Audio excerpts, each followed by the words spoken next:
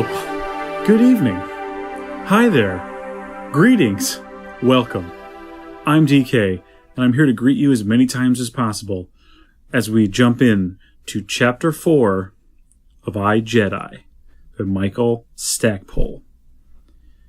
If you heard the last one, you know that we have now sort of gotten the main hook of the story, which is our hero, Corran Horn, has discovered that his wife is missing, and that she basically went on a mission because of something he says, or at least that's what he thinks. And he feels bad. He feels responsible for her disappearance, and he doesn't know where she is. And basically, Corran's superior knows where she is, but won't tell him. So, anyway, that's where we are. Let's just jump. Oh boy, is this going to be like that? Let's jump right into Chapter 4 of I, Jedi by Michael Stackpole. I knew General Kraken's reasons for refusing to give me the information I wanted were good and sound, and I would have resisted my request the same as he had, were I in his position. That sort of cold logic melts away, however, in the face of the sort of anger and pain I was feeling. If I had just made a decision and not tried to delay things, Mirax wouldn't be missing. I'd abrogated my responsibility once, and I damned well wasn't going to fail her a second time. My threat to petition the New Republic's ruling council wasn't an idle one, but Kraken knew he had little to fear from it. In theory, any citizen of the New Republic could communicate with a senator, and if their case warranted it, might even get an audience with the council. In my case, I could go more directly to Doman Barus, the Corellian counselor, and seek an audience that way. I was fairly certain the council would let me speak to it, but that still put me far from getting what I needed from General Kraken. Even before going to the council, I needed to enlist support of various members so I had a chance of getting my request approved. In reality, I knew it would be fairly easy for my request to be dismissed in the name of security, but if a couple of council members backed me, I might win the day anyway. To enlist that sort of support, however, I needed to ask friends for favors. My first stop in that quest, at least my first stop after returning home and changing into my service uniform, was the office of General Wedge Antilles. I did not call ahead, and Wedge's executive assistant, prim and cold though she was, seemed to accept my dropping in as a matter of course. The nature of Wedge's office revealed a lot about the man I had come to know and trust over the years.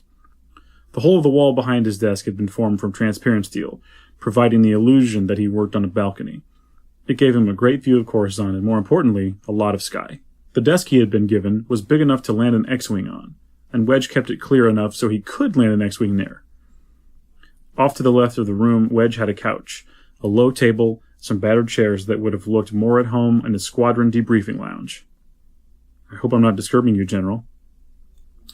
Wedge gave me a big smile that pulsed some warmth back into me. Corran, it's good to see you.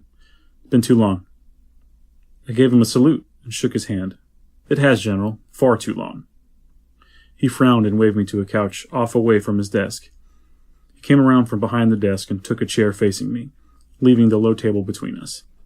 I noticed it matched the one I had tripped over in my bedroom, and my shin throbbed sympathetically.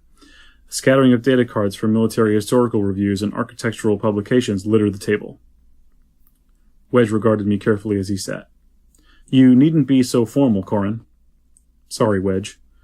I forced a smile onto my face. In the squadron, we understood command moving you into fleet ops while the reborn Emperor threatened the New Republic. And even during the last 4 months, you've been flying around and pulling debris out of low orbit so it won't crash down and kill more folks here. Folks again? That just seems odd. Is it just me? I'll stop saying it if it's just me. Anyway. Then when you took this ground assignment instead of coming back, well, some of us wondered if you hadn't got used to the sound of General Antilles.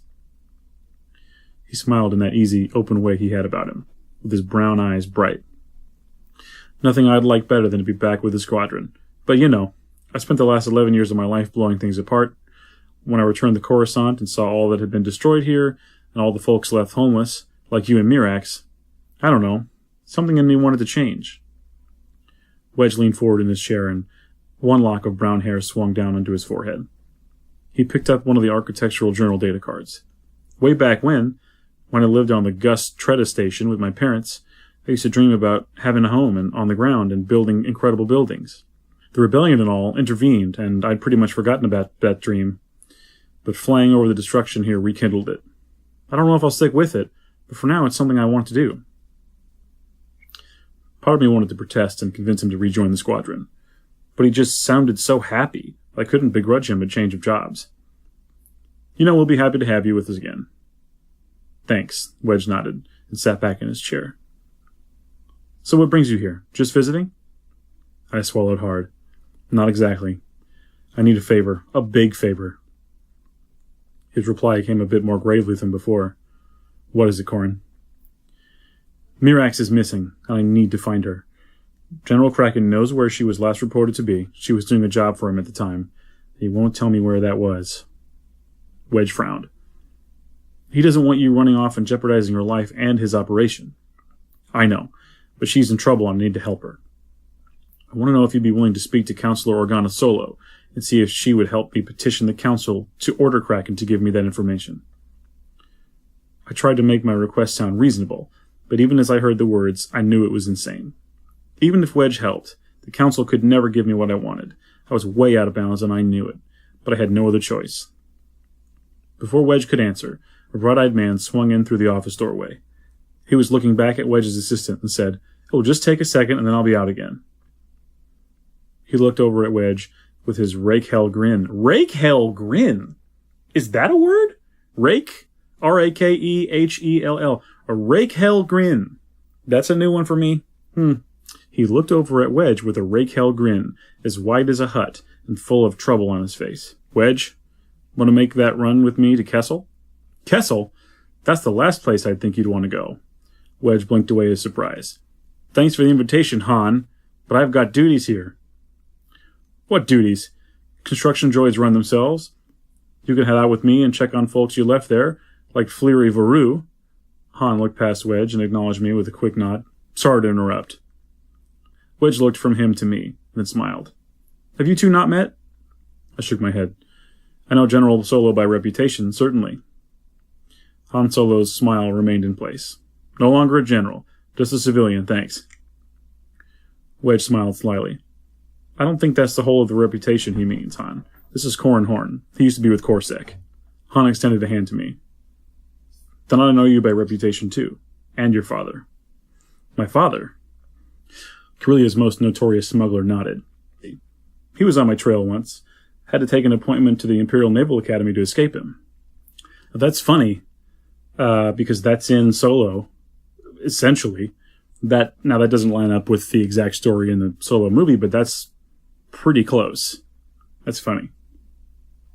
Han Solo had a hint of smugness in his voice that I'd long associated with smugglers and criminals boasting of their narrow escapes. I wanted to hate him for it.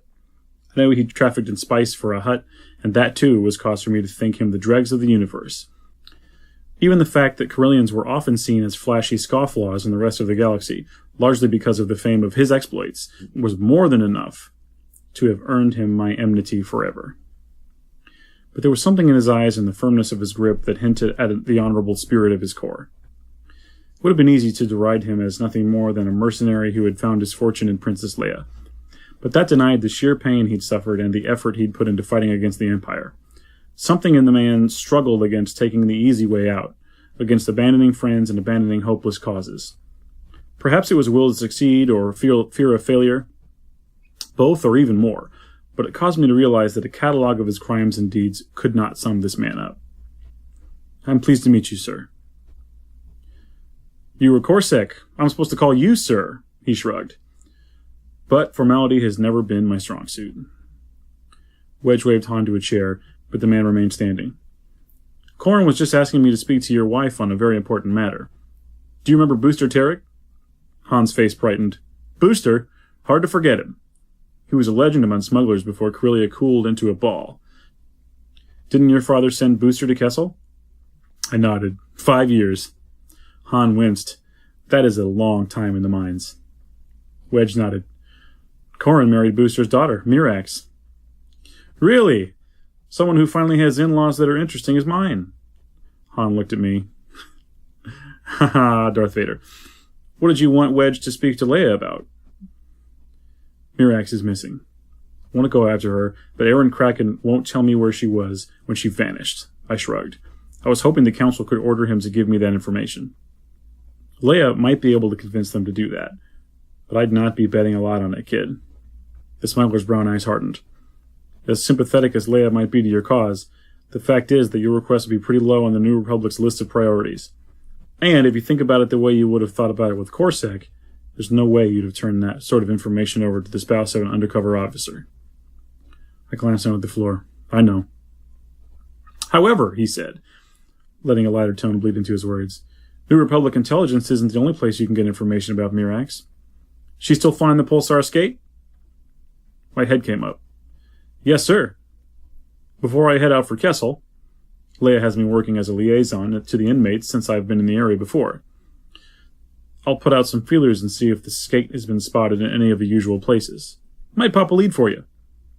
Han's eyes narrowed in my direction. But that's only if you get over this sir thing. I smiled in spite of myself. Thank you, Han. And I'm Corrin, despite having been in Corsac. Han smiled. The galaxy's a big place, so your search won't be easy, but I don't expect that matters much to you. It doesn't. May the Force be with you, then. He glanced at Wedge. You certain you don't want to come along to Kessel? Next time, Han, but not right now. Wedge gave him a smile. The last time I was there, Rogue Squadron was there, and Maruth Duel didn't really take a fancy to me. Do yourself a favor and don't mention me to him. I copy. When I get back, I'll let you know if I've learned anything, Corrin. The pirate tossed us both an easy salute. Good flying to both of you. Wedge and I stared after him as he spun and disappeared through the doorway. I laughed. He has something of a presence, doesn't he? Wedge nodded. Kind of hard to forget. That explains the bounties on his head. I felt my smile slowly receding. Wedge, one thing. I don't know if you're planning to see Ayala now that you're dirt down, but if you do, don't ask her about Mirax. She's working for Kraken still, and might have information, but I don't want her to get into trouble giving it to me. I'll bear that in mind.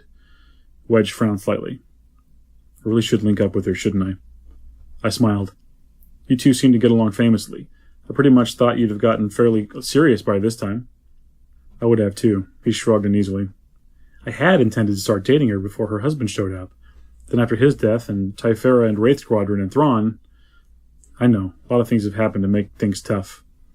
Can't beat a homeworld girl, though, for having someone who can share the universe with you. You and Mirax are certainly proving that. Wedge looked away a little wistfully. I really should call her and give things another chance. Maybe once I get this reconstruction going well, I can take the time. As Han said, it's a pretty big galaxy, but I don't think you'll find anyone in it better for you than she is. I forced an awkward laugh. Big galaxy, and I'm having to look for my wife, while the perfect match for you is so close. Life is never easy, is it? No, that's true. Wedge's eyes brightened and a smile began to blossom on his face. However, we might have an edge in helping you solve your problem. What do you mean? Luke's here, on Coruscant. You should talk to him. Wedge nodded solemnly. Finding Mirax may be akin to finding a quark in a mole of deuterium, but if that's your task, having a Jedi help you do it is not a bad way to go at all. And that's Chapter 5. Nope, that was Chapter 4. What am I even doing? So yeah, we had a nice little conversation between Corrin and Wedge, a character you probably know from, from the Star Wars. And seems like then Han Solo just shows up. That's where sometimes in these books I'm like, come on, really? Han walks in? Like, of course it's Han. Sometimes that makes me... What's the word? It's a little too easy, But whatever. It's a fun book. And so then Han is going to help Corrin do a little searching. And then we have this fun little tease of, oh, Luke's on Coruscant. Maybe he can help you. I guess we'll find out what that means next time. May the Force be with you. Thanks for listening.